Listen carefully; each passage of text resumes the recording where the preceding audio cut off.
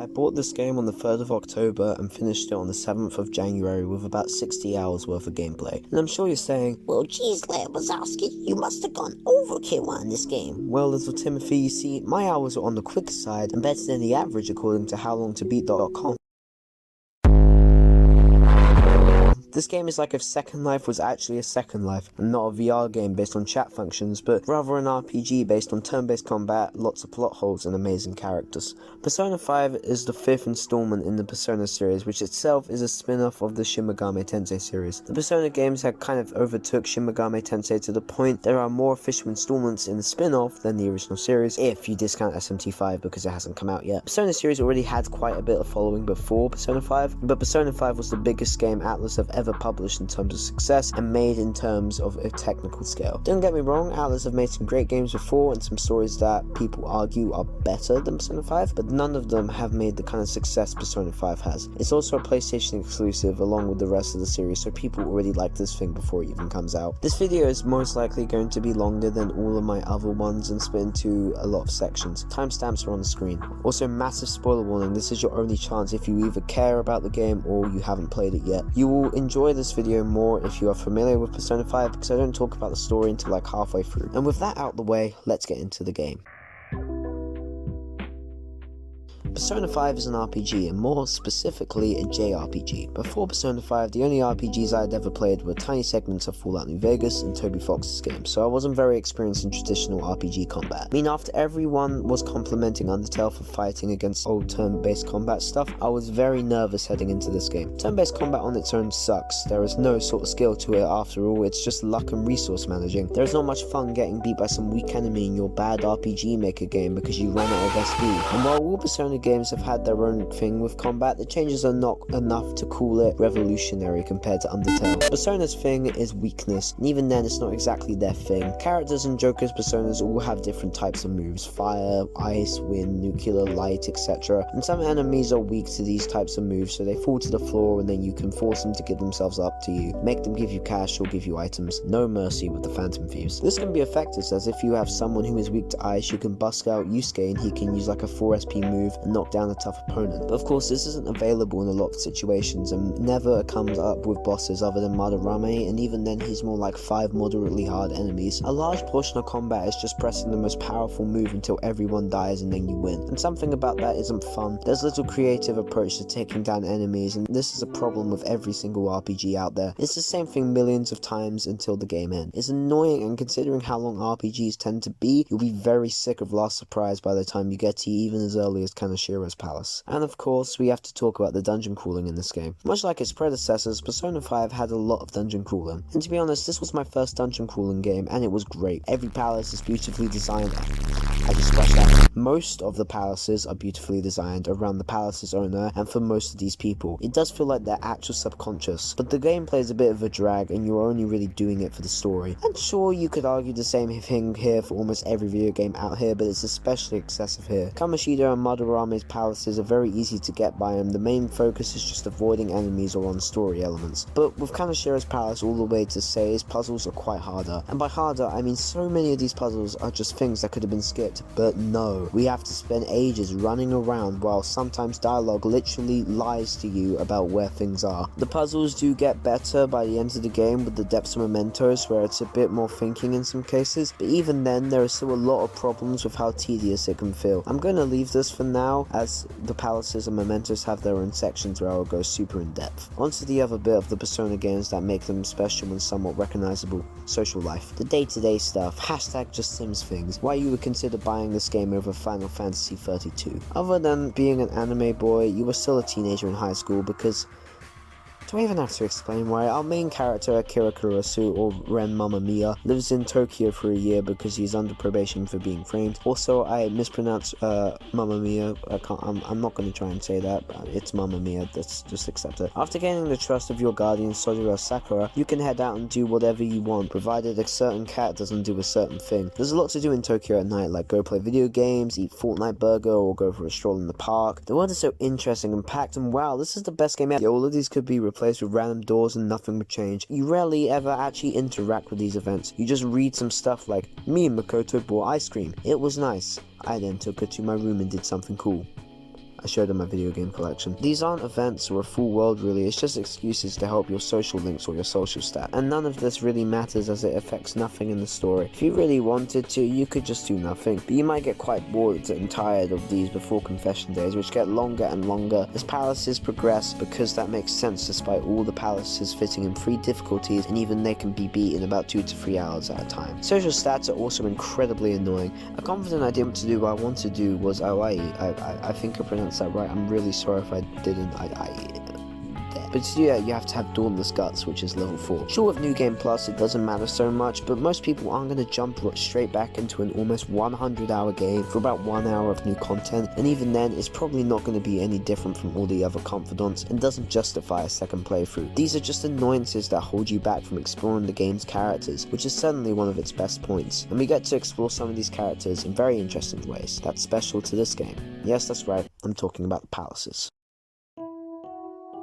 Of course, the palaces of the game, arguably the most important part of this game that makes it unique to other JRPG series. I'm going to be talking about all the palaces and in the game, excluding Mementos in the dungeon-like area at the end of the game. I'll give the palace a rating out of 5 and then finally rank them at the end of this section. I'm going to be doing super spoilers from now on, so this really is your last warning with spoilers. Alright, here we go. Kamoshida has the best palace in the game, fight me. This is the best that these palaces get in the game, with Seis and Futaba's getting only very slightly close. I'm sure you're wondering why. The purpose of these first 3 palaces is really to establish the Phantom Thieves and their hatred of selfish adults and the hypocrisy in them. In Kamoshida's palace screams this like a blonde man with a blue guitar. Because we aren't Phantom Thieves at the start, we get one of the best bits of character development I've ever seen. We don't understand palaces yet, really, so our first thought is just to steal his heart, which is what makes his introduction so unique. During the beginning of the game, everyone is always complaining about you. Your guardian Sojiro, the principal, the students, your own homeroom teacher, and of course Kamoshida. The school is the ultimate place of where this hatred resides, and the face of the school is Kamoshida. This genuinely feels like someone you want to get back at. Everything about him is such a persona that it angers you a lot as the player. Kamoshida is the most hateable and yet lovable villain in this game, and one of my favorites. I can definitely see him up there with GLaDOS and Dutch Vandalier. The build up is so amazing for the first palace. We start by seeing an incredibly twisted Kamoshida, and at this point you are only being told how much of a he is from Ryuji and later on Arn, and even then we know his shadow is the very oversimplified and worst parts of Kamoshida. So the fact we get to interact with him in the real world helps this palace a lot. He is immediately acting low and just being rude to you because you're friends with Sakamoto, and we actually see his cruelty effects at hand. Ryuji is at a point in his life where he's quit his favorite hobby and passion. Arn is being forced through sexual abuse and is almost raped. Mishimina is being bullied into someone he isn't, and Shiho straight up tries to commit suicide. This is the best representation of a scenario of an abusive teacher I've ever seen, and I know that's a specific scenario, but it really works well. These are all people you care about, so it gives you the desire to change Kamoshida's heart. It feels like it has a purpose of justice, and it never feels the same really, even in Seis Palace, which ironically is themed about injustice in society. So now we have a great bad guy. What about the actual palace itself? I originally hated the design of this palace. I have a thing of hating old castles because they make me feel weird. It's even weirder because I live in England and this entire country is full of astonishing castles. So on my first playthrough, I just wanted to get to Madarame's palace because of its appealing design. But that's not to say I rushed through Kamoshida's palace without looking back. I enjoyed many parts of it. I'm revisiting it after the completion of the game and I still love it. It is such a perfect description of the desires of someone's heart. Every flaw tells you more about his character, his perversion, his disregard for all students, his power that he does actually hold but does not deserve. The art style of Persona 5 helps complement this so much and looks great. Everything about this is so good. You start off the palace by exploring the dungeon a bit with Ryuji, where you meet one of the new main characters, Morgana. Morgana's entry is quite forced, but he does and becomes an annoying but still fun companion in the end. We get thrown in jail and have a good scene that continues Kamoshida's amazingly designed character. He is the face of all hate that is built up, and it gives you an actual purpose to play it other than finishing the game. Joker awakens to his persona in this very nicely animated scene, and we get the introduction to our first fight. And after beating them with ease, we head back home. Eventually Arn joins us on our team, and this fulfills our purpose even more. You feel like you can't stop and you have to keep going for the world. It completely suspends your disbelief and works amazingly. The palace is designed okayish in terms of its layout. The aesthetic is there, but it's just corridors and stuff. It gets more annoying during the last bit of the dungeon, and there are 3 gold guards and opportunity to ambush them is very hard. There is almost no way you can just hide behind, and trying to navigate your way through these enemies is annoying and frustrating, especially for new players. Plus, this drags on for a while and your security level just continues to go up as you move around, and it's quite annoying. Enemies do get tedious after a while as well. All of your personas will be weak unless you buy DLC personas, and then you will just waste all of Joker's SP, which at this point he has barely any. Despite all that though, Kamoshida's boss fight is pretty good. His horrible form at the end feels like the shadow of Kamoshida's shadow. It feels like it's the that lies deep beneath but is somehow everywhere. This is on top of his regular shadow being executed brilliantly with some nice voice work and effects to it, and we actually see how horrible he sees art. With Madarame, it's like, oh no, he sees his students as paintings. Or with Shida, it's like, guys, this pitbull motherfucker just doors on people with a boss. But with Kamoshida, it's like, this guy sucks a load of The music is also amazing. It uses nice instruments that are key to Persona 5 score, and it gives us this kind of 2D bad guy vibe, which I adore for this villain, not for the other ones. Also noticed in the track King, Queen and Slave, it sounds like wet footsteps in the background, which I think works quite well considering Kamoshida's delightful qualities. Felt weird on my first playthrough after beating Kamoshida. I mean, yeah, sure, he was a horrible person, but the man is on his knees talking about committing suicide. Persona 5 does tackle this issue of justice, but in a way that whoever says it is completely wrong and being stupid. By using the cognitive world.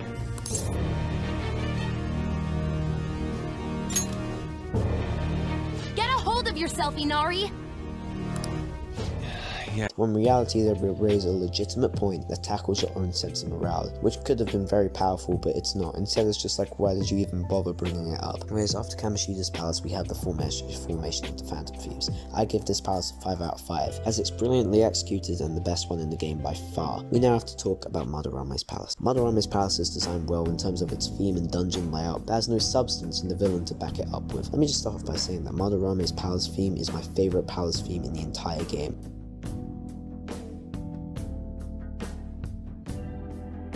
And I adore the whole museum idea. We go from taking a crown out of a castle to stealing a painting from a museum. I don't know if it's intentional or not, but this does make you feel like thieves rather than teenagers playing God and targeting whoever they want for their own personal gain. You feel like a bit of an anti-hero going through these extensive methods for the sole purpose of saving a situation that you have nothing to do with. But this is also part of the problem. Sure, you could interpret the message of the palace being help out others for the sake of being kind, which is a good message by the way, but Persona 5 does not give off this vibe in any way whatsoever. With Kamoshida, it's so effective because we see the effects of multiple people who are our friends around us whose lives have been ruined by this horrible, manipulative.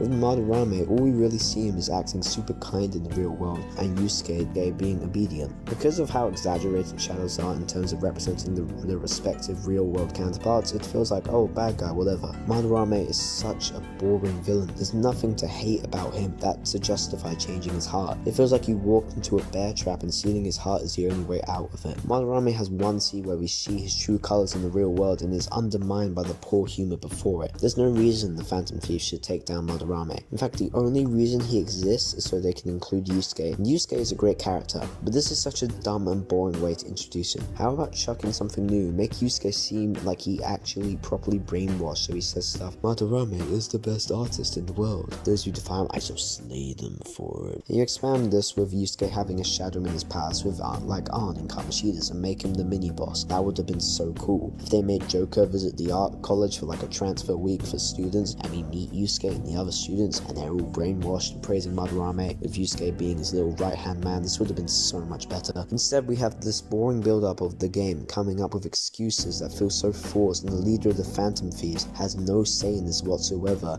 and you can't say anything that the game doesn't want you to. What an amazing way to tackle freedom by making you happy.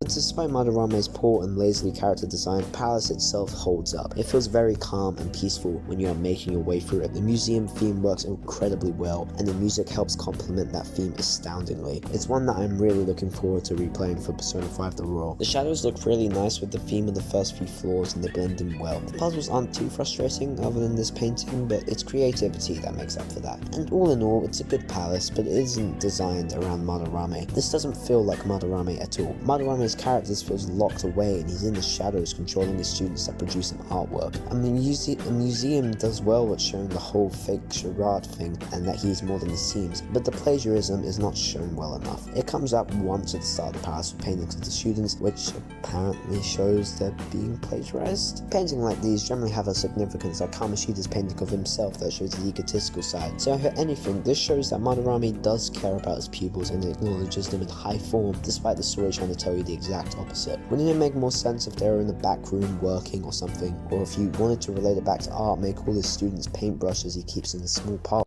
It is far too.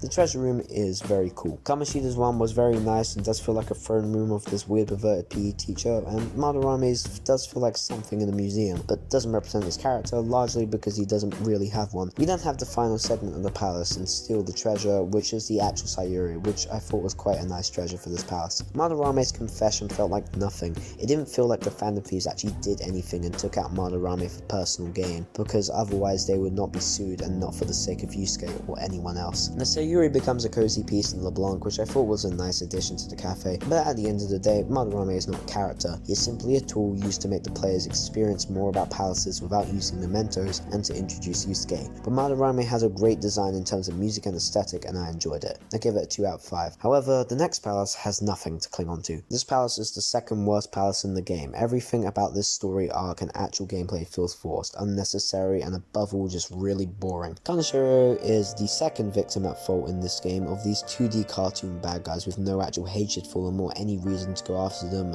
other than, again, personal gain. I've said personal gain a lot, so I'm going to clarify what I mean. With Kamoshida's palace, they fought Kamoshida not just for the risk of their friends or a particular person, they fought him for vengeance on all the things he did. The guy tried to rape Ann, got Ryuji of his favourite sport with abuse of power, and drove a girl to attempting suicide. These are awful things for a human being to do, and Madarame's crimes are dull and have nothing to them. Plagiarism is a bad thing, especially with the position of power that he has with Yusuke, but we never see the effects because of how poorly Yusuke is presented. But with Kaneshiro, the palace is the most dumb thing I've ever played in a video game, and I hope this part is removed from the rule, but it doesn't look like it will die like the horrible thing it is. Price is not a terrible song, but it's certainly not a good one.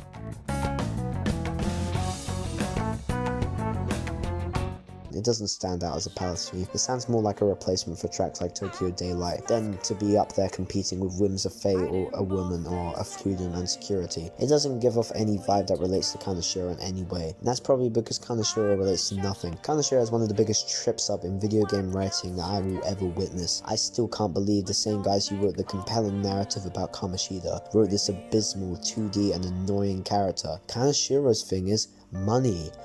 Ooh, original ideas, Atlas. Nothing has ever commented on things like mafia bosses taking money from people and done it a million times better than this. Essentially, the excuse for this palace happening is because of Makoto messing up. After Ryuji says very loudly, "We are the Phantom Thieves," and Makoto catches him, we end up in trouble. Makoto is the school council president and has been hearing complaints of students getting money stolen from guess who? Kaneshiro. Kaneshiro is supposed to be a mafia boss, keyword being supposed. Just because you put a girl next to him and a couple of aggressive bodyguards and a fat guy in between doesn't make him a gangster. Anyways, Makoto gets hurt by a petty insult from Ann that her sister called her as well. She then decides to catch Kaneshiro on her own and of course fails. This sets up that we now have to steal Kaneshiro's heart. Not because of morale, but for personal gain, that they don't get photos leaked of them looking angry in Kaneshiro's hideout, even though Kaneshiro took the picture, which means they would probably ask who took the picture and wonder why Makoto was on the floor in a very clearly struggling position. Anyways, Kaneshiro's palace is a bank up in the sky and he sees Shibuya as his empire and people as walking ATM machines. Oh no, what a meanie, guys. This palace itself is annoying. The only reason it exists is to introduce Makoto, who was a good addition to the team. I do think that her move of going after Kaneshiro was completely against the character and kind of weird for her to do. The actual palace also sucks. And the main mechanic is security cameras and stealing passwords and things like that. I do appreciate the fact it's the Phantom Thieves in the bank stealing money from a vault, but his character still sucks and it's not a big enough of a move to improve its performance. The enemies are okay with nothing being that hard, especially Kanashiro's boss for some reason is just ridiculously easy and feels like they chucked in some stuff because they realized how bland it was. The design is so forgettable, this horrible green ruins every part of this, the entire aesthetic of this palace sucks. But Kanashiro does have one thing that was kind of cool but ruined by these dumb puzzles. I like the fact that the final puzzle is unlocking a key because that's unique and fits the theme of a bank, but the puzzles are going around looking for scraps of paper and entering them on the interface of a Nokia brick if it was an ATM machine. And yeah, more bank references I guess, but this puzzle was still annoying and they changed it halfway through because they realized how dumb it was and people don't want to play this game for the sloppy puzzles. Anyways, we have the boss fight. I prefer the Archangel's boss fight to this, at least that character was actually cool and looked like a threat. Kanashiro's boss fight is terrible in my opinion. It starts off with Kanashiro's monologue, to which my response is okay, he's a bit of this boring 2D character writing. Sure, it gets you hyped up a bit, but that's because all he does is saying the most boring typical bad guy lines like, we live in a society where money is everything, because that's my one and only character trait, that I like money.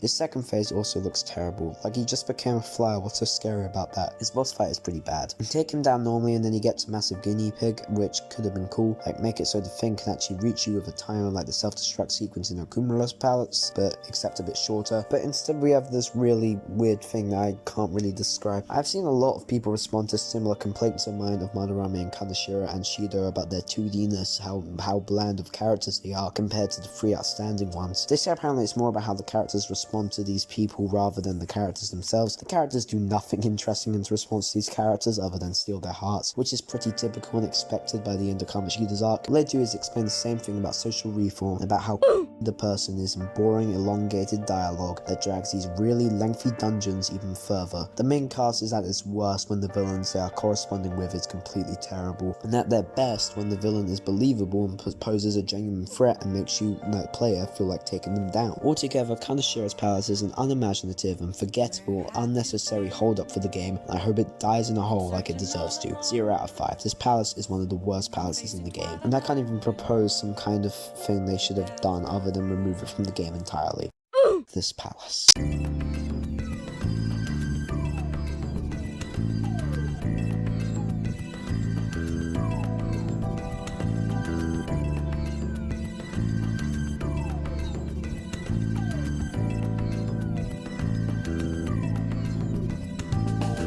This palace I think is one of the more interesting ones and is in the top 3 best palaces. It takes an idea on palaces that is never explored again, even though I think they could have very much had the potential to do again. Futaba's palace is generally regarded as pretty good and appears at number 1 or 2 across Reddit threads, and I genuinely do like it as well. Music for the palace the days when my mother was there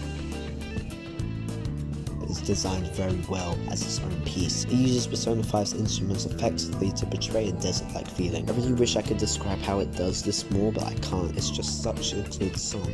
However, I did find it annoying on the constant loop of it throughout the entire tune, and it only changing briefly to an alternate version, which is basically a different tune entirely and only appears once at the start of the palace. And the reason that Futaba's palace is so interesting on its own is because Futaba is not presented as a bad guy and it isn't one. Being depressed is still a distorted desire, I guess, and I really appreciate they touched on this. After these 2 boring, bland guys with no sense of character, then Futaba's palace was a breath of fresh air. Rather than looking at the stuff and going, wow guys, bad guy name is such a hypocritical adult for closing doors, what a disgusting human being. They now see Futaba's suffering, sort of. It's still in palace form, which is still not the best way to show this stuff. Kamashida's palace has nothing on specifically Shiho and Shimina and very little Ryuji, and even though Anne appears, she still isn't showing the actual suffering of her character because of how oversimplified shadows have to be. Kamashida's arc doesn't work without this show rather than tell method with this school, and I think that's Futaba's problem herself. I think a voice actor is too energetic. As soon as you actually hear her talk for the first time, it feels completely against her character.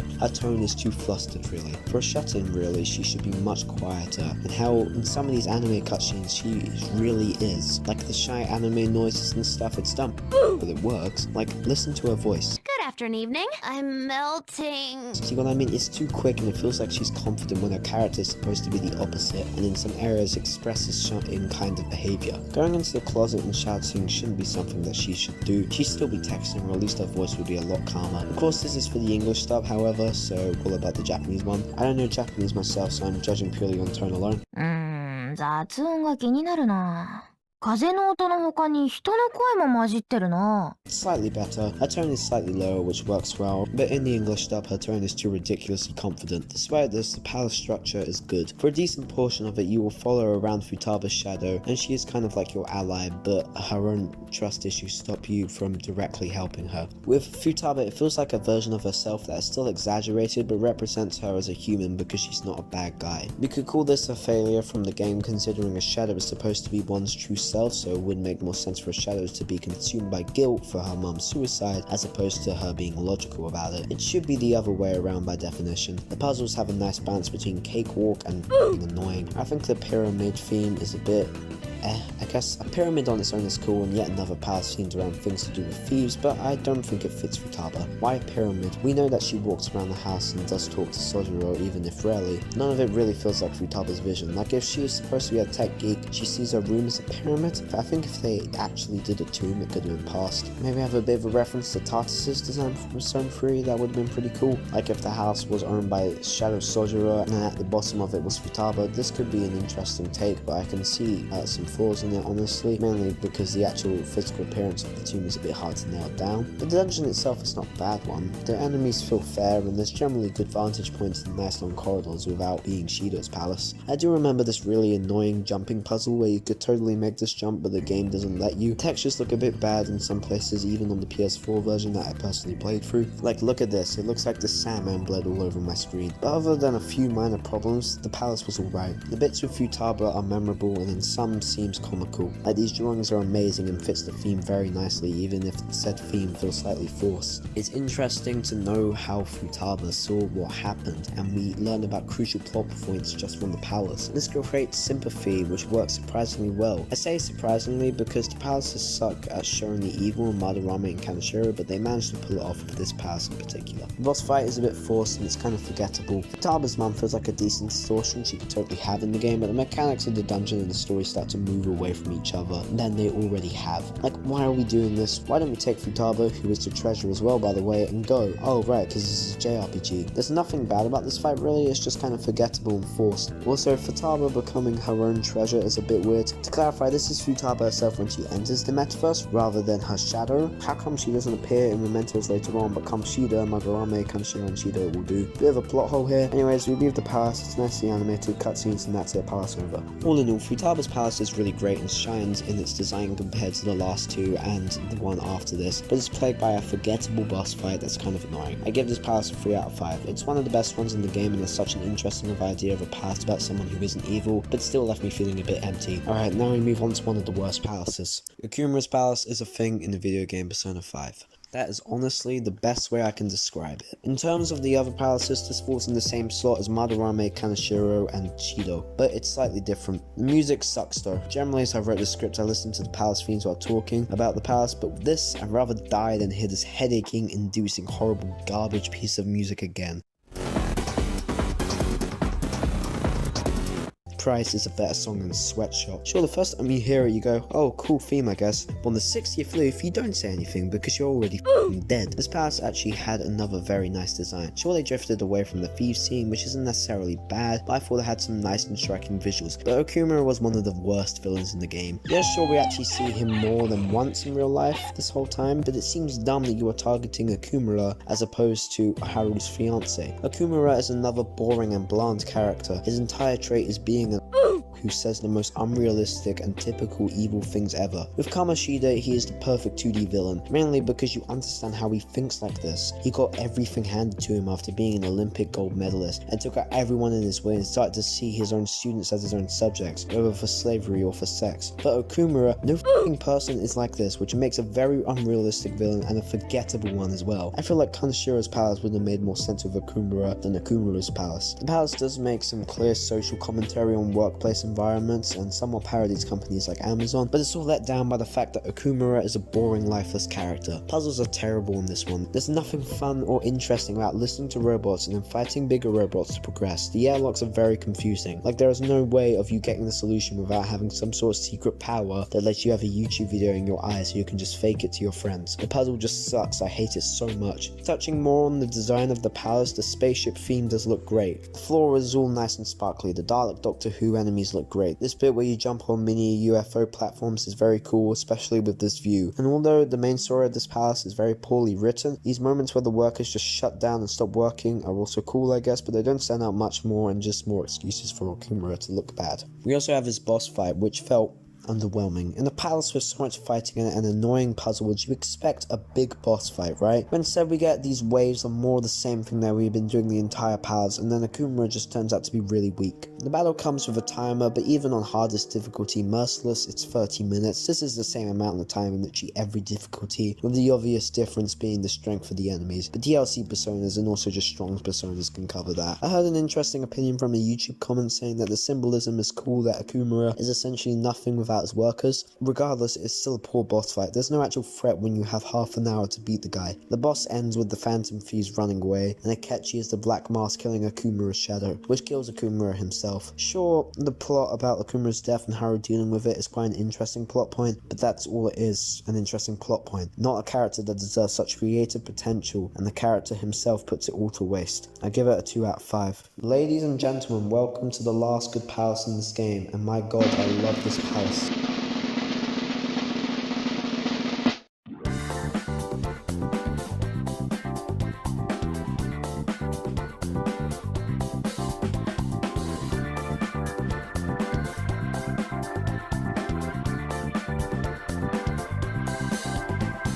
Say's palace is so good. Every floor has such a vibrant style to it, and it's easily the most memorable palace out of all of them. Say herself is an amazing antagonist. We have so much build up ever since we started the game with the police drugging and beating up Joker. The music to this palace is f***ing amazing. Winds of Fate is such a vibrant and memorable track compared to terrible tracks like Price and Sweatshop, and gives king, queen, and slave and a woman for its money. The music perfectly represents a casino, and the lyrics have some nice imagery as well. Say herself is a villain well done, because the entire game up to this point is her character build up. Hell, even after this palace she has a redemption arc that's well written. Mostly. We see throughout the whole game her relentless fight in trying to catch the Phantom Thieves, and even losing all her allies and losing her sense of justice. She now sees people's lives as gambling, and so this theme of her palace is a casino. This genuinely is a great palace. Rather than just getting annoyed and frustrated at a situation, you feel like it has some greater good purpose to it. It's not just personal gain, it is so justice is served rightly to people. This is a great setup in how you pick a target for a palace rather than whoever you manage to f*** up in front of. Also, with this palace, Akechi joins the team. He then immediately leaves afterwards because he's a serial killer. I thought Akechi was a lot of fun to play as. His detective skills, real or not, felt like he was actually making deductions and stuff that helps a lot with the palace with risky but intelligent ideas. However, the rest of the characters are dumb as f***. Ryuji, I love you, but you are so f***ing stupid. So of course, a person who thinks like a human looks like Albert Einstein in comparison to these people. He managed to do something as stupid as going after a mafia crime boss by themselves at night. But despite that, it's a nice farewell to Akechi's fake persona he had for this entire game up to this point, but we'll talk about that in his own section. The way the dungeon is structured is pretty alright. The fights aren't too hard, and there isn't any annoying personas that take forever to beat and you have to do again and again. Puzzles aren't terrible, to be honest. The first two are gambling games, dice rolling and slot machines specifically. The dice rolling games involves you going into the back room to stop the cheating that is happening. Akechi is the only one who makes a legendary deduction that we can cheat because none of this is real, a common theme for this palace. The slot machine room is quite cool. In most cases, I love the vibrant style of Say's palace, and it shines so much in this room. The money and playing cards on the floor, the shining gold equipment, the red and black tile design, it's all here and it's great. My only issue is that there is one mission where you have to press some buttons. The first one is easy to find, and Morgana says the second one is in the back room. But if you head to the back room, it's not there. It doesn't matter how long you spend there or how many times you said solve puzzle clues into your PlayStation microphone, nothing happens. It turns out I was in the slot machine room hidden behind some crates. This isn't the back room. That's just straight up lying to the player and then forcing them to look this up, because how the f*** were you supposed to know where this is? Whoever found this first or with no tutorial is a fucking glowing brain genius that deserves to be part of a Lego City detective squad. The high floor is a bit of a downgrade from the last two ones. One is Persona 5 Arena and the other one is Silent Hill. In my restless dreams,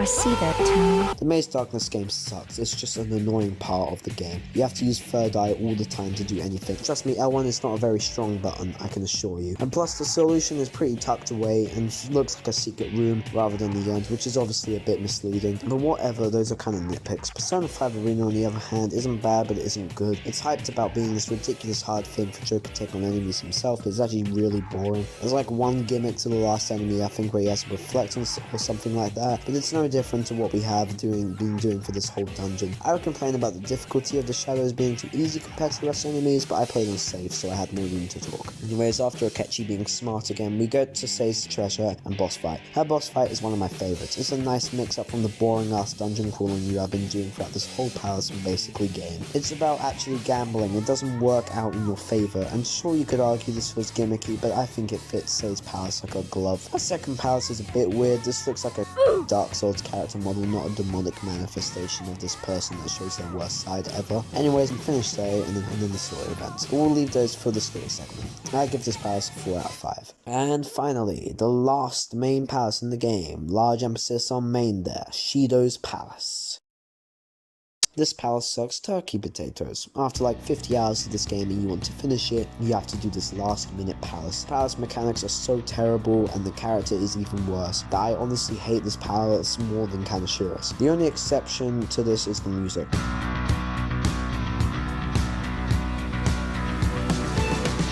Arc is not a bad track, sure it kind of lost focus with the boat thing other than the title, but it fits nicely within the palace themes and is about mid-range, standing with The Days My Mother Was There maybe. But the best song comes from a remix of Arc. During one bit you enter a restaurant to get a letter of introduction and it has the beautiful remix of Arc. It is called Improvised Song, dedicated to the next Prime Minister's ship.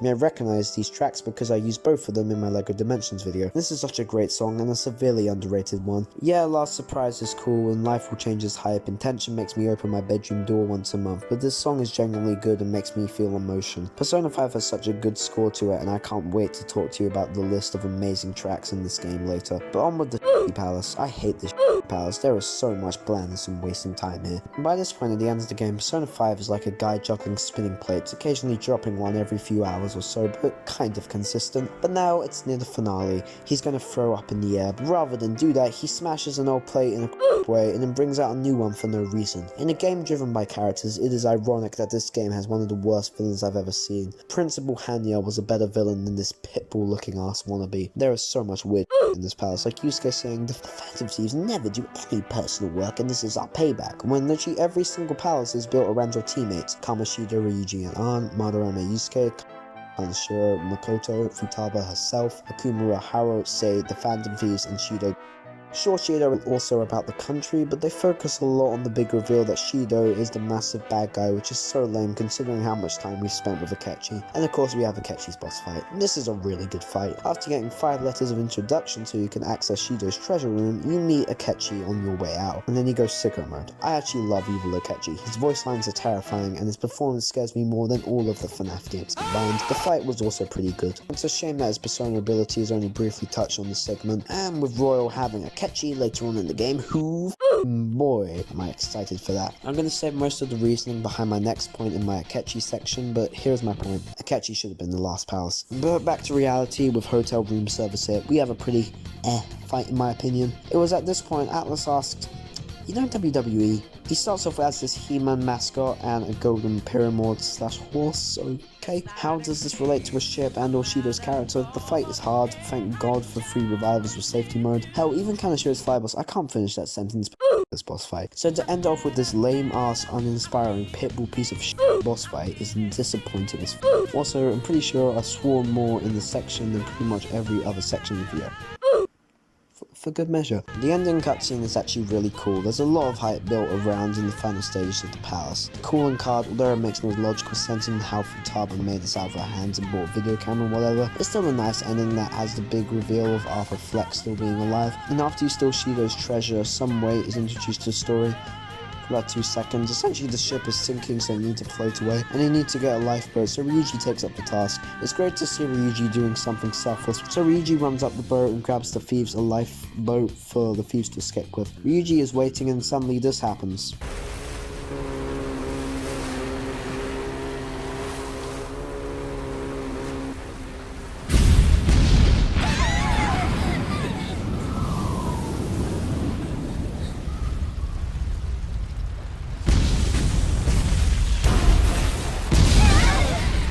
There's only one question I can possibly say after that event.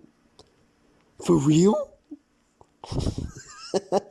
No. After Ryuji almost dies from an explosion and saves the thieves' lives, and they all express their love and companionship of Ryuji, he comes back and they beat him senseless to a lamppost outside a government building where Shido's representatives are, and they know the thieves' identities thanks to Akechi. The amazing scene before that could have shown Ryuji's ultimate redemption. It could have been such a different swing left if he had actually died on the last mission. On one of the most important messages about life Atlas made a whole game about, everyone will eventually die. And in a game about teenage youth versus society, social commentary, and the injustice of the world, Ryuji's death could have been one of the most powerful moments in the game, and made such a point about society and life in general. Let's have some anime waifus beat this guy's senseless to a lamppost and ruin any amount of sincerity this game ever has. This is a common theme in Persona 5. They have in-depth plot points and entire characters that focus on certain injustices in the world, and in so many cases they throw it away that go directly against the meaningfulness in the game. But back to Give Me Everything anyways. Shido's Palaces is the worst palace in the game. It's such a disappointment from this amazing build-up, with Akechi to be thrown away for Pitbull to enter. Shido's Palaces is the weakest part of Persona 5's plot, gameplay style, and music, with the exception of this one track, and above all its weakest part for the main cast, and continuing to throw away their ideals for the sake of a funny line or weak plot points. The only thing this palace has remotely good is the one alternate track, and that's one song under 2 minutes in a 6-hour dungeon. 0 out of 5, worst palace of a video game I've probably ever played. And with that, all the main palaces are ranked. Here are the scores. Yeah, this seems about right. The palaces play a huge part in both the plot and the gameplay of Persona 5. It is such an interesting way of tackling this whole being inside someone's mind idea. The top 4 palaces on my list are worth playing and worth the struggles of the failure of the last 3. But of course, these last 3 palaces are not only the pain, and the top 4 palaces are not only the only hype moments. Which brings me to Mementos. Mementos is not bad, it's just not good. Mementos, in my opinion, ruins the nice atmosphere that you get when exploring a palace. And that's bad because Mementos is supposed to be a palace, and it corresponds to which palace you are on the game, with different areas unlocking after you complete a certain palace, and also the fact is, it is the palace of the general public. Mementos is just so bland in its current state. Every room feels the exact same, and there are over 60 floors of this.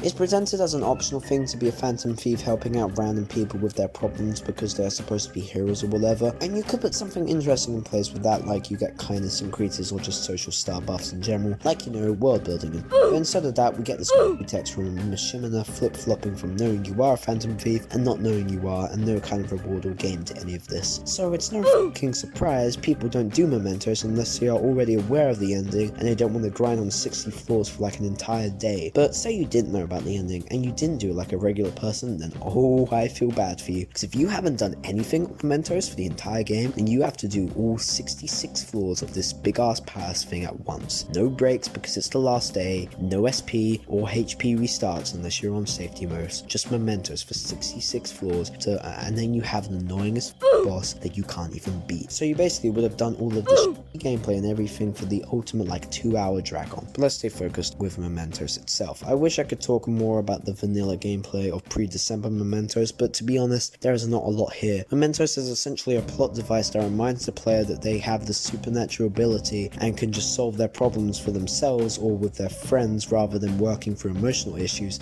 like humans. For a game that puts so much emphasis on the injustice of society and people incorrectly using power, Mementos is a joke, and apparently Atlas were not in on the joke. All of the main villains of the game have a theme of misuse of power, whether it be one person and their effective whole life, or the lives of an entire nation. And the Phantom Thieves were born out of a guy misusing his power to them and wanting to say, hey, you now die. And the argument is in both the Phantom Thieves' opposition and the critics of the game that they aren't any better. And I don't think anything shows his hypocrisy more than Mementos, and especially the vanilla aspect to it. You know a part of the game is bad when the only vaguely interesting thing I can bring up is his hypocrisy to the game's message and how it shows how the Phantom Thieves are acting. Like I said, all the bad boys use a misuse of power to be considered worthy targets by the Phantom Thieves. Morgana near the end of the game brings up how Joker should be forgiven and stuff because he didn't do anything too bad and he should have a second chance, but then we'll bombard people for doing irrelevant like cheating on an arcade game and acting like it's the Phantom Thieves place to, and it's not. Tell a guy to stop cheating on a video game because it's not reforming society. In fact, there are only two palaces that are directly to do with society, those being Sei and Shido. You could technically write Akumura off as trying to say to stop from going into politics, and even then this palace is more about Akumura and as a father in terms of the story. The message with Akumura's palace is literally days until Haru is sold off, but the point is the Phantom Thieves don't really do much to contribute to their main mission for like over half of the game and can continue to only bother people because otherwise they will be in trouble, and it's all very personal to the main cast's emotional problems. And that's fine, the characters are the best part about this game easy, but you can't be saying you are doing it for the greater good if you're not. Futaba's palace is a good example of this, but whatever, moving on. Sei has gone crazy basically and lost her sense of justice and is fine with naming any random person as the culprit rather than actually working through the case, and of course this applies to the Phantom Thieves because they think they're right. Shido is trying to take over Japan and it's bad, but when they chucked in this of Joker, which is contradictory, and there's so much to talk about in this section about Persona 5's plot, Jesus Christ. But the thieves misuse their power all the time in there. It's not a bunch of 16-year-olds jobs to mess around with people's heads and do this. With the main villains it's more understandable because they are douchebags, and also this game isn't real life and it'd be boring if there's nothing to do whatsoever. But Mementos is the Phantom Thieves at their worst in my opinion, but because the whole message of it is basically you see anything you disagree with, there is no value in any Mementos, which is a shame because it could be cool. The thing that the game certainly needs a stronger emphasis on is certainly the world outside of the characters in the story. It presents itself literally on the back cover saying stuff like in the day, be a student, go to school, hang out with friends, hold a part-time job, etc. But then you realize hanging out with your friends is just raising social skills, and going to school is just answering questions, and holding a part-time job is just going there 3 times for a Mementos request, and then you can go back to going to bed every day and reading dialogue. Imagine if Mementos was like, here's a bunch of people who are in trouble that you can go find on your map and can talk to. The game is such a big thing about being free within yourself, but then also forgets that no one in real life has a persona and can't do stuff like this. See, if you're going to show the real world issues and stuff like that in your game, you can make a big theme out of it, then make the solution like how a human would solve it, or make the palaces a metaphor for a practical solution. But of course we have the Mementos palace at the end of the game. This is a good palace, but you can't really count it as one. It's only half a palace, so don't expect a massive effort, but at the same time, don't expect to walk out of that in 20 minutes because that's what I did, and let's just say this game needs more save points, please to God. It's one of my favorites to play, to be honest. It has some amazing background music that I think is one of the best palace themes.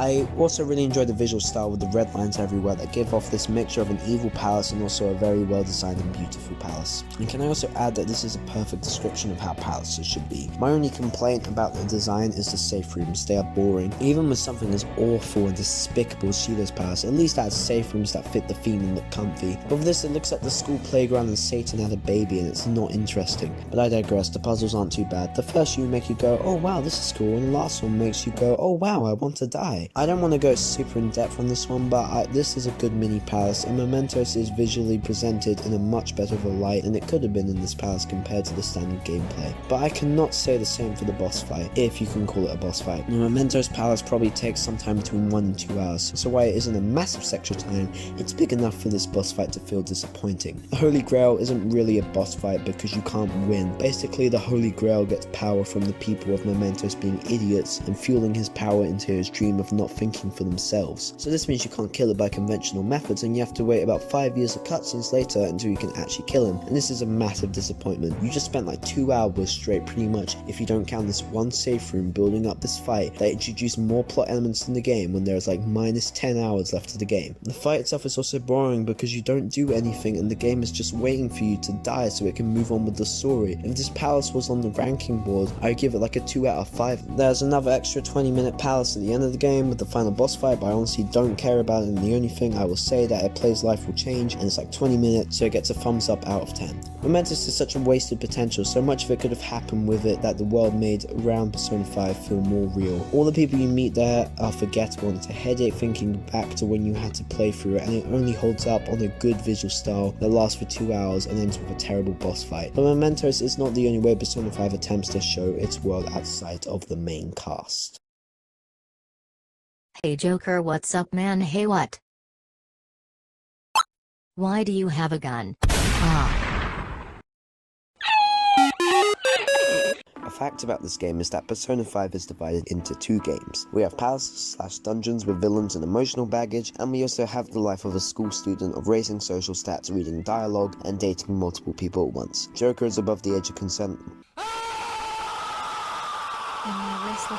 But one of the main factors on the more real life part in Persona 5 is the social links. 21 of them confidants, with 8 of them not being phantom thieves and or story confidants. And the ones I did were alright. I finished Persona 5 with 4 rank 10 confidants I did optionally. They were Ji-an, Hifumi and Ohaya. 2 phantom thieves and 2 not. Perfectly balanced as all things should be. I also did a bit of other confidants, but I can't be asked to replay the entire game for the sake of more dialogue reading. The confidants are much like other things in the game because it's an interesting approach and a failure of execution. I love the fact that you have an option to flesh out characters that you meet in the game and learn about them, whether it will be one of your phantom thief comrades or a guy who sells you toy guns and acts like it's a serious business. I love this so much because it allows the player to be independent and choose what to do like you do in real life. However, it is not perfect. You have to jump through lots of hoops to do these confidants, like needing higher social skills to start a confidant, Mementos requests, and of course the whole I don't feel like my bond will grow things, which delay you so much into doing the rank, which wastes a lot of time. But deep beneath these annoyances are general interesting side plots that give off a great opportunity for free time.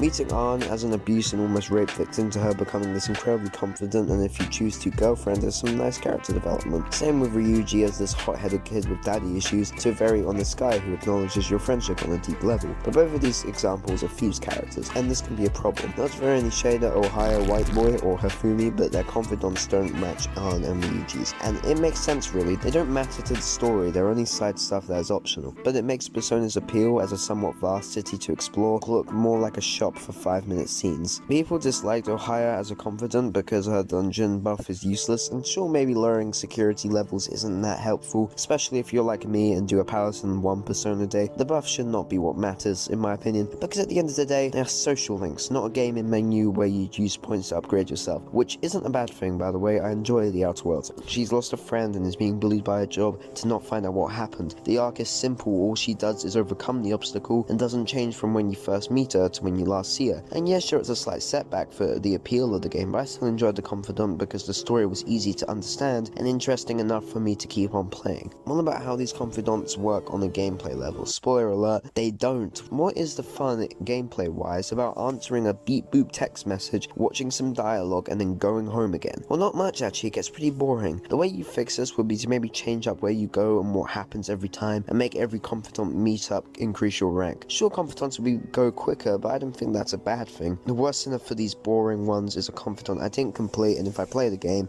again, I won't. Kawamaki or Kawakami. Her story is about paying money to parents of a kid she privately taught and died after stopping his lessons. She has to work as a maid and you help her out by calling her and dealing with all these problems. You know, like a 16-year-old should be doing. And she says stuff like, I'm gonna be free and protect all my students, but then fails these promises. The reward for her confidant is that she does all of your housework. She goes from struggling for money and working 2 nights a week to being fine and happy working 7 days a week unpaid. It's a bit hypocritical of the confidant's message about not being a pushover and standing up to those who are treating you cruelly and unfairly. Hifumi's confidant is also quite boring. You need to have a level 3 of charm to talk to her, which gives us a pretentious vibe, which she expresses none of until the end of her story. Her plot revolves around a very forgettable Mementos fight of yet another 2D bad guy. It's more acceptable here in the side quest because it's not main story plot, but Hifumi is still very boring. She loved playing shogi with her dad, and her mother forced her to become the world famous shogi player against her own will. She eventually conquers these problems, but my problem with Hifumi is Hifumi. She's such a dull character. Like Ohio, she has a simple arc with little changes that boil down to Joker fixed my problems and cheated on me, but I still love him. But Ohio has character to her. She has an attitude to her that feels like a human. She makes mistakes. She has problems that feel real to her and aren't the ones you are currently solving. Hifumi has one problem being her mother forcing forcing her to do things she doesn't want to, and her character is so bland, and that's because she is actually just scraps of Makoto. I'm not even joking, Hifumi was created out of a sketch design for Makoto that was turned into a character. The character is just your typical shy anime girl, and it's so boring to do because it's just a two-dimensional front for you to waste time on. I don't feel a connection with Hifumi like any of the characters, including Confidants. She is so lacking of ideas to experiment with. Even with Kuramaki's terrible message presenting, at least it has more depth and is trying to present something, but with Hifumi, it's just like parents are bad. Lol. My personal favourite confidants are Ann and Ryuji. They kind of have a head start because they're the main story characters that you encounter regardless if you do their confidants or not, but technically these confidants suck. Ann learns the dumbest lesson of basically if you're naturally good at something then you should try just as hard as people who aren't as naturally talented. It's not a crime to be naturally good at something. Sure, doing other things other people have to reach your level is good because it experiences you, but she's trying to present it as though that's what she needs to do to become a good model, and now she's saying she's inspired by a person who hates her and cheated the competition to try and become as good as her, even though she, Ann, is already the better one. But it's held up by Ann herself. I really enjoyed her character because again she feels more human. She's not a certain stereotype and progresses from when you meet her to the last time you see her. She makes mistakes, has small problems of her own, and isn't too deep. And now we have to talk about the romance options in this game. You can date all confidant girls in this game, either like a cool person with one girlfriend, or you can become Jake Paul and just date them all at once.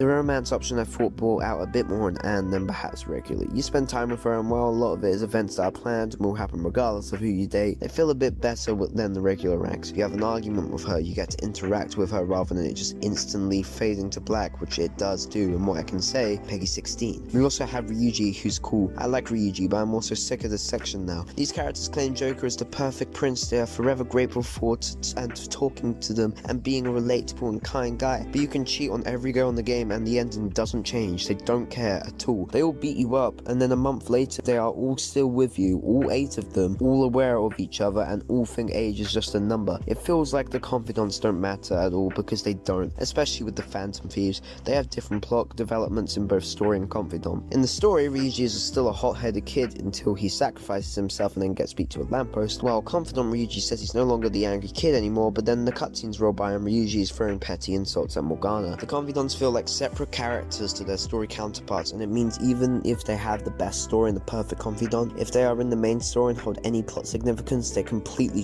contradict themselves and pretend like none of this ever happened, which is super realistic and makes me want to pull my hair out. The characters who don't appear in the main story are okay, but most of the time they have a significant lower quality of character and or character arc. But of course we have the story, which means you know what time it is. Over 20 minutes into the video, I think it's story time.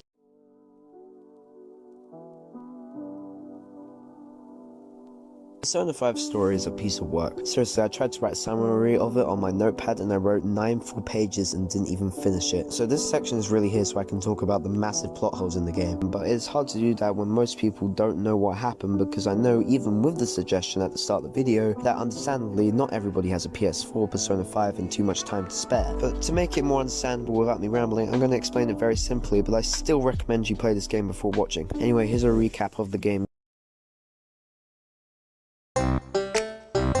In the year 20-something, our playing character Joker is walking home and sees an assault done by a bald person. Joker intervenes and the bald person sues him, sending him into probation for 1 year. Joker is planned to stay with Sojiro Sakura, a grumpy cafe owner, for 1 year. Everyone hates Joker and treats him unfairly. Joker then meets Ryuji on his first day of school. Him and Ryuji walk to school and end up arriving in a castle. They head there and are captured by the evil PE teacher of the school, Suguru Kamoshida. Kamoshida locks them up, but they escape and Joker awakens to a persona, a magical demon that represents one's true self. Joker and Ryuji escape, and along the way they meet the cat, who is not a cat, Morgana. Morgana then tells Joker and Ryuji about how they can stop evil people by invading their minds and stealing their hearts. The castle they were in was Kamoshida's mind. The gang discover Kamoshida abuses people, dates and tries to rape underage girls and makes a girl attempt suicide. Boyfriend material. material. Joker, Ryuji, and An are victim of Kamoshida, and Morgana form the Phantom Thieves to stop Kamoshida. After finding Kamoshida's treasure in the heart of his mind or a palace, they send a calling card telling Kamoshida he's a scumbag, and then they steal his treasure. Kamoshida then goes to jail and apologizes, and the Phantom Thieves had won. They decide to continue their group and taking down lots of selfish adults with new members joining every time, and they gain immense popularity. One person noticed this, Goro Akechi. Akechi is the teenage detective who doesn't like the Phantom Thieves and suspects Joker and friends of being the Phantom Thieves. Police is also tracking down the thieves, with it being led by prosecutor Sei Nijima, who is Makoto's sister. Akechi tells the Phantom Thieves he knows who they are and that they have to work with him or he'll reveal their identities. They decide to steal the heart of Sei as their sense of justice is false. However, the thieves figure out Akechi is the traitor and devise an elaborate plan to stop him from killing Joker. After almost escaping with Sei's treasure, Joker gets captured by the police and is apprehended. After a long interview with Sei about everything that happens, Akechi then kills Joker. Or does he? Turns out Akechi killed a fake Joker in the mind realm or metaverse, and the real Joker is still alive. Joker then lays low as the police believe he committed suicide in the room. They then decide to go up after the uprising politician Shido, who was the bald guy from the beginning, Akechi's father, and is trying to ruin the country. The Phantom Thieves then take down Shido, with Akechi sacrificing himself along the way. Shido then has a change of heart, but it doesn't affect the world too much and people are still going to vote for him like idiots. The thieves realize this and decide to steal the heart of Mementos, the palace of everyone. This means everyone will no longer be brainwashed, but palaces will no longer exist, so the Phantom Thieves will be dead. At the bottom of Mementos lies the Holy Grail, who is controlling everyone. Joker tries to fight him but fails, and the next day, Christmas, the Holy Grail merges the real world and Mementos into one, causing the final small palace-like area of the game. We then beat the Holy Grail, and then he transforms into God, and then Joker, with the support of all of Tokyo, he kills God with a gun. After winning, Morgana fades away. I missed out on loads here, seriously, I didn't even mention Igor or the Velvet Room, but this gives you an idea of what the story is like and a bit more context as to what I'm rambling on about. Anyways, let's begin. The story is not a bad story if you look at it normally. Sure, it's complex and that's the simplest way I can explain it, but the characters are still well written, most of the time. They obviously tried to make them consistent, but it didn't work. The best example of this is probably Morgana, mainly because so much of his character is eaten up by this tutorial stuff, even up to the point when you're about to finish the game. Every time you want to do something, Morgana asks you, and every time you get a question wrong or right, he makes an annoying noise, and every time anyone comes over, he goes away, because otherwise the game would break. Any sense of Morgana's pretentious yet warm character is obliterated because of the daily life in Persona 5. I think if Morgana wasn't with you all the time and that he stayed with like An or Ryuji or Chamillionaire for all I care, just as long as he isn't with Joker. Of course, the argument is that the daily life with Morgana makes him a closer character in your adventure. Generally, I would agree, but this game is 95 hours long, and every second this cat is going on at you about basically nothing except today boring stuff. The only time it works is when he talks to you before you go to bed and you gain a rank up and becomes confident, but it feels so less special or good because every second I have to look and hear this already annoyingly designed character. I do love these characters. The plot manages to make them feel very human and gives a lot of attention to them, which I am glad about, otherwise the game would be a lot worse. Even Haru, who is my least favorite, is probably still better than any character out of Minecraft story mode, but of course they are inconsistent, not just the thieves but everyone. Mishimana flip-flops from knowing you're a thief and not knowing you're. Yuji gets beaten to a lamppost by the people you just saved, but a lot of this can be overlooked. It's not good that these things exist and they pull the game back, but these characters have just enough room of well-written scenes and emotional pulls that'll get you sucked into the game. I don't know the science behind the messed up heads of the writing team, but these characters are excellent and convey the theme of friends and likable friends in a great manner. But of course, the game's inconsistencies lie outside of just the characters. They are everywhere. Now I shall go through some of them. The first one I have to talk about is Yusuke being a creep joke. During the Madarame plotline, we meet Yusuke, one of Madarame's art students who is being plagiarized, which is a excuse, by the way, for the whole section in this game. Yusuke comes up to you because he wants to use An as a model for his next painting. An agrees because she is a part-time model, not realizing it's a nude painting. We then have this dorky anime Doki Doki scene where An pretends to get naked and Yusuke gets all Peggy 16, and then turns out it was a ruse to get some information. The problem with this scene is the context to An's character, and also the fact she's being peer pressured into doing something she doesn't want to do. During the Kamoshida arc, that was literally the last major event up to this this point, Ann is dating a PE teacher and is almost raped, and the game makes a big thing about it, which it rightfully should. Ann is suffering from sexual abuse because of her looks and is being manipulated by this Frodo Baggins looking guy. So you would expect for Ann to stay scared from a horrible experience like this, but no, all that stuff we just said about sexual abuse and all that for the sake of a bit of unfunny humor. Hee hee. The scene feels so fake and insulting to Ann's character because it directly contradicts itself, and much like Kawamiki's confidant, her message is taken back for the sake of something irrelevant like a joke or reward ability. And the entire game does this across everything. The game enforces the idea that to steal someone's heart you have to take their treasure inside their palace. Kamoshida's treasure was a crown, Madarame's was a painting, Kaneshiro was a briefcase full of money, Futaba's treasure was herself, etc. But Sei's treasure is weird, because generally, when you steal someone's treasure, their palace crumbles and they have a change of heart. But Sei's palace contradicts everything. We steal Sei's treasure, but the palace stays up. It doesn't crumble or break apart, it stays. So this contradicts one of the effects of the treasures in the palace. In fact, the only reason it's here is because Akechi needs to kill a fake Joker in the metaverse and not the real Joker in the real world. And the casino is perfect for this, as other than the palace, the rest of the world is normal. Joker also fails to get the treasure out of the palace and it stays inside Sei's mind. But somehow, Sei has a change of heart, for no reason. She talks to Joker in real time for about 5 or 10 minutes in the interrogation room, and somehow she has a change of heart even though her palace is still standing and it's all fine. Some small plot holes as well that I could... Morgana's love of treasure and obsessive nature appears to stop in like Futaba's palace, and then it's weakly explained at the end, I think. How can Futaba be a treasure of her own palace if she isn't even into the palace until much later on? Why make this in the first place? It doesn't happen again and it's weird. Kaneshiro claims he will send pictures of the thieves in regular clothes with a bottle of alcohol and some drugs in the shop, but these pictures would mean nothing. The police would probably wonder, who took this picture, and also realize Makoto is obviously there against her will and the others are not doing anything illegal. Kaneshiro's fine of 3 million yen is nothing. I finished Persona 5 with Joker having 5 million yen, so with like 5 humans with money you could probably scrape that together, or you could just forget it and report him to the police like any rational person. How come Akumura doesn't fade away like everyone else? It's only here so Akechi can go and kill him. Even if you have like 20 minutes left on the clock, apparently there isn't enough time to wait for him to go into the Shadow Realm. Why is Akechi the only one that realizes borrowing money from a fake casino is fine, and the others seem to forget that it's part of the cognitive world? How does Shido get access to these magic pills that kill him and then bring him back? And if Mementos is destroyed with all the shadows of people, how come they are not all dead? Okay, that's pretty much all of the smaller nitpicks about the story. You may be able to explain some of these away, like Shido getting access to the pills because he killed everyone his way, but still. And the story is the best part of Persona 5. It's the reason I bothered playing this game, so obviously there are positives. All of these characters are well made. They are amazingly good ideas, but it doesn't work all the time. But when it does, when everything clicks, that's when Persona 5 is at its best. Its amazing ability to just captivate you with these people because you care about them. That brings us to Akechi.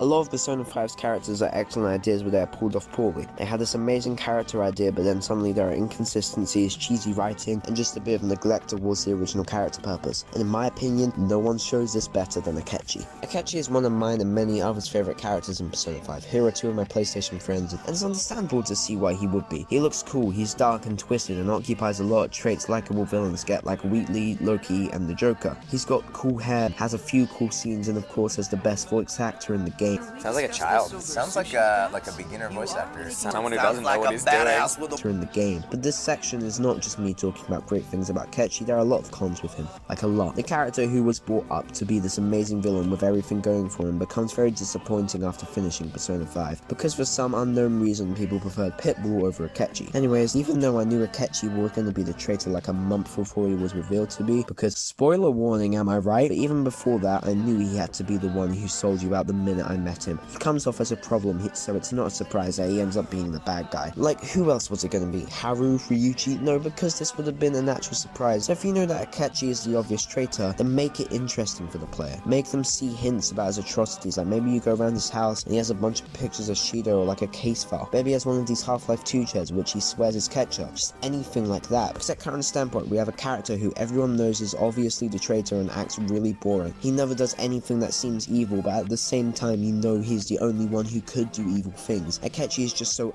pre-Sei's Palace. He's not a bad character, but he isn't great. And then finally, Akechi has his best moments. Evil Akechi is the best portrayal of Akechi in my opinion. Joker's death works fantastically. The character who seemed to be just a cool anime boy who has persona powers turns to this uneasy voice and music and murders two people. His character portrait even changes to show he is now evil Akechi. We also have Akechi's boss fight, which I think is great. I really like how interesting his persona is. It poses a bit more of a threat and they all look awesome. But now I'm going to use a quote from my anonymous friend when talking about Akechi in Persona 5. And it's cool until you realize it's pointless. Like I said, Akechi has a great base design. At heart, all of these ideas of his persona, character, physical design, etc, it's all let down by these idiots at Atlus. I love this game, but seriously, the people who made this decision. It basically boils down to the ending palace. Shido is the worst villain designed in any video game I have personally ever experienced. And yeah, I've said that quite a bit in this script, but in this instance, no hyperbole. Joker who tries to blow up a church that doesn't speak is a better final villain than this sloppy excuse of a character. Wouldn't it be awesome if Akechi did all of this? Like he used Shido as a pawn to get what he wants, but it actually makes sense and works this time. Considering the last few acts are all kind of weak with massive plot holes in them, Shido's inclusion feels like a doctor trying to give you surgery, but instead of doing it like he promised for 20 hours, he starts doing cocaine off your stomach line. That was a weird metaphor, but I don't care. Akechi is the perfect bad guy and his palace would have been a highlight. I saw a YouTube comment that had a cool idea that was essentially his palace would be a stage. While he's on stage with his mask, he's fine and happy, but backstage he's horribly tortured from his terrible childhood, and you could have explored the idea of a mentally hurt mind palace like they did in Futaba's. One of my friends who gave up on the game at Sei's Palace said he would have stuck with the game if that was in the game. Sure, it's only one person, but I think it demonstrates the impact of these decisions. Sure, more patient gamers like myself will stick with the game, but I'm sure a lot more people would have liked Persona 5 fully if it had this. It seems in the rule that Akechi has a bigger role, but as far as I'm aware of, Shido's Palace is still a thing. If they somehow magically improve Shido's Palace, then cool, you win. But knowing Atlus and their way of ignoring largely supported, possible, and good ideas, I feel like nothing is going to change. And it's such a shame that so many people dislike Akechi because of how cool of a character he could have been.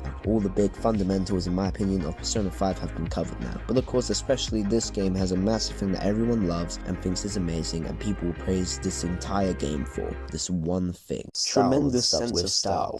Full of style and confidence. My killer is a turning. Out of all the simps who launched the game in and put their 10 out of 10 review on Metacritic, the thing that I cannot stand about them is their sucking praise to Persona 5 style. And I'm not saying the game does not have a good style, because it definitely does. Persona 3 and 4 were kinda cool with vague themes of blue and yellow, but Persona 5 looks the best out of all the games and not just for its graphics. But it seems like it's all people can talk about. They say how good Kamoshida is, how good the characters are, how good the style is, and then they chug the game out and start playing Watch Dogs for 5 hours. I'm sick of the word style, and it does seem a bit undefined when people are talking about it. Google's second definition is a distinctive appearance typically by the principles according to which something is designed. Basically, an appearance that is recognizable, and that appearance also falls under stuff like music artists, film directors, and of course artists in general. I have to list some of the best tracks that were used to soundtrack this video. Every one of these tracks are amazing, and some of my personal favorites are Life Will Change, Recall Hint, Blooming Villain, Sunset Bridge, A Woman, Beneath the Mask Rain, Alley Cat, Sweet, The Whims of Fate, improvised song dedicated to the next Prime Minister's ship, Freedom and Security, Erosion, Willpower, King, Queen and Slave, and The Days When My Mother Was There. These are all great songs I generally add to my mass amounts of playlist, but it probably doesn't matter because it's going to be buried in Nirvana. The point is the soundtrack is really good, but I'm not going to critique every song because boy! And the visual design is also amazing. The way the menus flawlessly move from one another is amazing, and it turns a lot of people into the game, but not for 95 hours worth of gameplay it doesn't. That's the problem with this style. People are so obsessed with it that they don't even realize the massive issues in the story. So as beautifully amazing as this all is, it's used as a cover-up and a reflect button against all legitimate criticism because of these Metacritic simps who half-installed the game before putting his review up, and that to no one's surprise is a 10 out of 10 and 2 sentences long. Time for the last section. This video is really long. Spin-offs are interesting with games, because there is generally too many spin-offs and a lot of game chucked in there with a lot of poor quality stuff, or it's little to no spin-offs and a game needs something to revive it, and the Persona series is much closer to there being too many. But in my opinion, it's perfect. It's not completely oversaturated, that's available under every platform under the sun, but it's still enough content for you to sit back and enjoy. The remastered versions of the games are great. You can chuck in new life into these games by adding small but big content, fixing annoying bugs, and reliving give the same excitement feeling of the original game, and it feels awesome. And it also has the music games. The music games are kind of cool, I guess. It's nice to see Persona 3 not looking like butter and the old classic environments revisited, and of course one of Persona 3 and 5's highlights is the music. But the game isn't just because of the awesome music, it's because of the amazing themes presented well and poorly in the case for a lot of Persona 5. And this is the problem with the dancing games. They are the ultimate image of what I was talking about in the style section. People will play Persona 5 dancing and be like, wow, colors, and then chuck it to the wayside. It's the ultimate discredit to its attempt at trying to tell a powerful story, and it's fine to enjoy these games for whatever reason. I just think it gives off a bad image of the Persona franchise as less of a series of games about serious characters and more of a whatever species you call this. Now it's time for my opinion. I've said a lot of negative things in this video, but the fact remains I love this game. I love this game so much I spent 2 months writing up the script and tried to give it the time it deserved. The characters are some of the most fun and memorable characters in all of video games I can think of, and I love all of them. And sure, this game is full of dumb plot holes, missed opportunities, inconsistent writing, overlooked reviews, pitbull, the whole lot, but at heart this is one of the best video games I have played in years, which I know is like an IGN review where they said how bad it is and then they gave it a good review, but I've really tried to show my appreciation for the game throughout the script as well. I give Persona 5 an 8 out of 10.